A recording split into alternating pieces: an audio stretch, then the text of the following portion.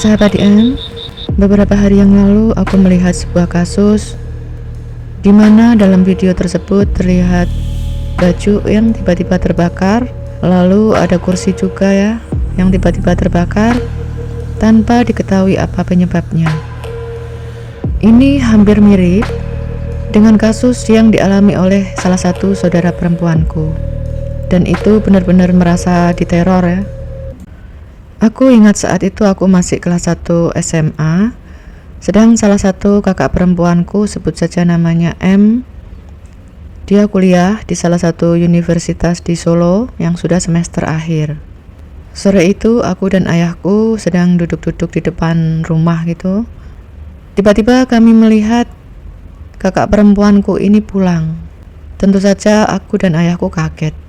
Dan lebih kagetnya lagi, kakak perempuanku M ini nggak pulang sendiri, jadi dia bersama seorang pria jalan di belakangnya gitu. Kakakku memperkenalkan kalau si laki-laki ini namanya adalah Martin. Dia berasal dari luar Pulau Jawa. Sama ayahku dipersilahkan masuk si Martin ini, lalu masuk. Sedang kakak perempuanku M ini masuk menemui ibuku. Cuman karena duduknya itu ya, kan deket gitu ya, satu rumah itu nggak terlalu jauh. Jadi aku pun bisa mendengarkan apa yang dibicarakan antara ayahku dan si Martin. Dalam pembicaraan itu aku dengar sekali kalau si Martin ini cerita tentang pekerjaannya yang sudah mapan. Lalu cerita juga tentang bisnisnya. Jadi dia itu punya bisnis di mana-mana. Pokoknya intinya tuh dia udah siap lah untuk menikah, untuk meyakinkan ayahku. Sesekali ayahku menjawab ya, aku dengar bahwa biar si M ini lulus kuliah dulu, bekerja. Aku lihat si Martin ini manggut-manggut gitu. Nggak berapa lama aku lihat si Martin ini tiba-tiba berdiri, lalu berjalan menuju keluar rumah, melihat kondisi rumah sepertinya ya. Jadi melihat ke kiri, ke kanan, ke atas sambil berkaca pinggang gitu. Nah di sini ayahku mulai kelihatan gak suka. Mungkin ya dipikirkan ayahku karena kami terbiasa adat sopan santun, apalagi berkunjung ke rumah orang.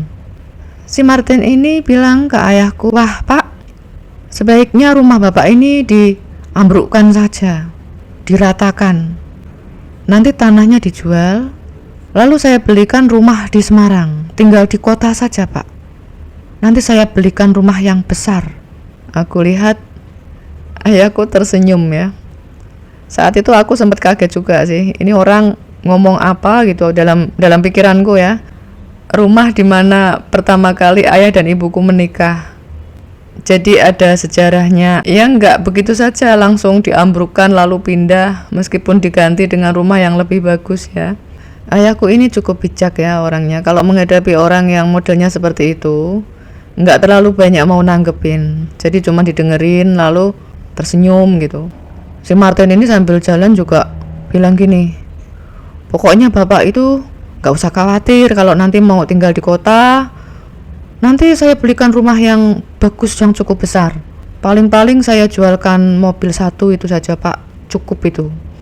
Dimana Martin ini menjelaskan kalau dia itu juga punya bisnis rental mobil. Mobil pribadinya tuh banyak, lebih dari 5. Jadi kalau zaman sekarang tuh flexing ya. Nggak berapa lama si Martin ini lalu pamitan, karena mungkin nggak tahu ya, terasa kali ayahku nggak terlalu nanggepin. Dia bilang akan mengantarkan kakakku dulu ke Solo, lalu dia pulang ke Semarang. Jadi si Martin ini kantornya di Semarang. Setelah si Martin pamitan pulang dan kakakku juga berpamitan sama ayah dan ibuku, ayahku ini ngobrol sama ibuku kalau merasa ada yang aneh. Aku ini juga deket ya sama kakak perempuanku ini, si M ini. Jadi aku tahu betul karakter dia bagaimana. Dia tipe orang yang fokus ke pendidikan. Aku dengar ayahku ini ngobrol sama ibuku, si M ini kok aneh. Dan ibuku juga mengiyakan. Setelah itu berjalan 1 minggu kemudian, kakak perempuanku si M ini pulang lagi ke rumah, tapi nangis. Anehnya lagi, nangisnya minta cepet dinikahkan sama si Martin. Tentu saja ayahku nggak setuju. Dibilangin, kamu nggak boleh sama si dia. Nah, kakakku si M ini nangis tetap gitu, pokoknya minta cepet dinikahkan. Ini ayahku betul-betul melihat sesuatu yang beda. Justru ayahku malah menyuruh kakak perempuanku ini untuk menghindari si Martin ini, dan bilang kalau jangan sekali-kali mengajak si Martin kesini lagi, pulang ke rumah. Suatu hari ayahku menemui kiai yang dulu pernah mengobati ibuku saat terkena kasus santet. Ayahku cerita tentang pertemuan dengan si Martin ini, juga cerita bagaimana kondisi kakak perempuanku ke kiai tersebut. Dan ayahku cerita ya ke aku dan ibuku kalau memang ada yang gak beres di kakak perempuanku si M ini. Tapi kiai tersebut bilang gak usah khawatir, gak apa-apa, putrinya baik-baik saja. Jadi mungkin gak tahu ya dipantau atau apa, gak ngerti aku. Lalu tiba-tiba suatu hari kakak perempuanku ini pulang lagi. Ini lebih gila lagi. Jadi nangis, diem, nangis lagi, diem lagi, tanpa mengatakan apa penyebabnya. Pada malam hari, saat kakak perempuanku M ini tidur di kamar di rumah desa ya, tiba-tiba teriak. Aku dan ibuku lari masuk menemui kakak perempuanku ini yang lagi tidur di kamar. Kami ini kaget melihat spray itu seperti bekas terbakar. Jadi sobek-sobek, terus pinggir-pinggirnya ini mirip kalau kain yang habis terbakar itu ya, hitam-hitam gitu, sobek-sobek, tapi nggak panas. Terus sarung bantal itu juga seperti itu.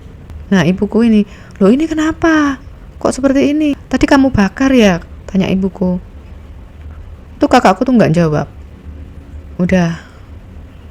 Lalu spraynya diganti, sarung bantalnya diganti sama ibuku.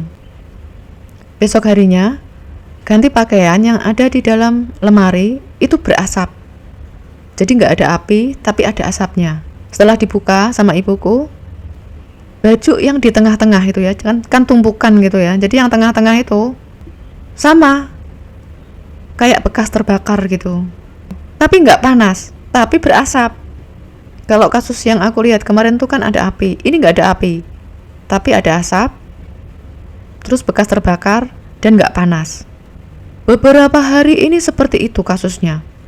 Jadi lemari ibuku pakaiannya juga yang tengah-tengah gitu tiba-tiba bisa ada seperti bekas terbakar. Lemariku juga, pakaianku juga. Ini ayahku mulai panik karena benar-benar suasana itu kalau malam itu tuh beda ya. Jadi di tempatku tuh ada ruangan untuk sholat sendiri gitu, tertutup. Ayahku di dalam kamar ruangan sholat itu. Aku dengar suara seperti terjatuh glubrak gitu. Aku langsung buka pintunya. Ayahku tuh seperti terlempar. Tapi ayahku tetap kembali lagi ke posisi semula ya. Rupanya ayahku sedang duduk fokus berdoa, zikir. Jadi sudah aku nggak tanya. Esok harinya ayahku pergi ke kiai tersebut, kiai yang awalnya didatengin. Dan kiai ini ikut ke rumahku ya, akhirnya datang gitu. Karena kiai ini kan teman seperjuangan ayahku ya saat penjajahan Belanda, Jepang. Itu sama-sama berjuang, teman seperjuangan. Jadi akrab gitu. Sampailah di rumah kiai tersebut dan ayahku. Kiai tersebut berdiri di depan rumah gitu ya, diam, lalu masuk. Kiai tersebut itu wajahnya tuh teduh gitu, tersenyum, tapi matanya tuh tajam, lihat lurus ke lemari. Lalu tiba-tiba bilang ke ibuku, minta foto kakakku si M ini, cepatlah. Sama ibuku diambilkan foto kakakku si M ini. Anehnya setelah foto itu tuh dipegang ya di tangannya gitu, ujungnya itu aku lihat terbakar, ujung foto. Secara spontan tuh ayahku juga langsung berdoa, ibuku juga. Nggak berapa lama kakak perempuanku ini di kamar teriak-teriak nggak jelas, ngomong nggak jelas gitu. Lalu kiai tersebut minta air di gelas gitu, didoain beliau, disuruh meminumkan ya ke kakakku sedikit, lalu sisanya suruh diciprat-cipratkan gitu ke tubuh kakakku. Sudah kakakku langsung jatuh lemas, sadar. Lalu kiai tersebut masuk ke ruang sholat. Itu aku nggak tahu apa yang dilakukan kiai tersebut ya di dalam, karena kan tertutup pintunya gitu. Nah ini saat kiai ini keluar dari kamar, tiba-tiba tuh ada hembusan angin tuh kenceng sekali, nggak tahu dari mana arahnya, itu menuju ke pintu depan keluar. Kiai tersebut tersenyum bilang, udah nggak apa-apa kok, sudah selesai ini. Setelah selesai, kiai tersebut duduk ngobrol sama ayahku seperti obrolan zaman-zaman saat beliau muda. Setelah kejadian itu, aku ini yang sedikit penasaran sama si Martin, karena feelingku tuh mengarah si Martin ya.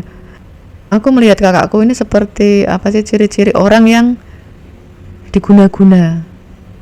Kan awalnya itu ingin nikah, dan nikahnya tuh maunya sama Martin.